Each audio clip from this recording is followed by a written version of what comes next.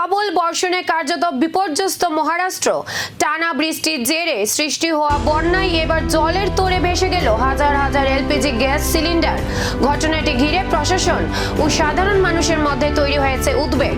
জানা গেছে, রায়গড় জেলার পানভেল এলাকায় অবস্থিত এইচপিসিএল এর একটি এলপিজি বটলিং প্ল্যান্ট থেকে বন্যার প্রবল স্রোতে ভেসে যায় বিপুল সংখ্যক রান্নার গ্যাসের সিলিন্ডার। প্রাথমিক তথ্য অনুযায়ী প্রায় 3000 সিলিন্ডার প্ল্যান্ট এলাকা থেকে স্রোতে ভেসে গেছে। এই ঘটনা এমন এক সময়ে ঘটল যখন মধ্যপ্রাচ্যে চলমান অস্থিরতার কারণে জ্বালানি সরবরাহ ও এলপিজি মজুত নিয়ে দেশ জুড়ে উদ্বেগ বাড়ছে। ফলে এই ক্ষয়ক্ষতি পরিস্থিতিকে আরো স্পর্শকাতর করে তুলেছে। ঘটনার পর উদ্ধার অভিযান শুরু করেছে সংশ্লিষ্ট কর্তৃপক্ষ। পাশাপাশি ভেসে যাওয়া সিলিন্ডারের সংখ্যা, ক্ষয়ক্ষতির পরিমাণ এবং সম্ভাব্য ঝুঁকি খতিয়ে দেখা হচ্ছে।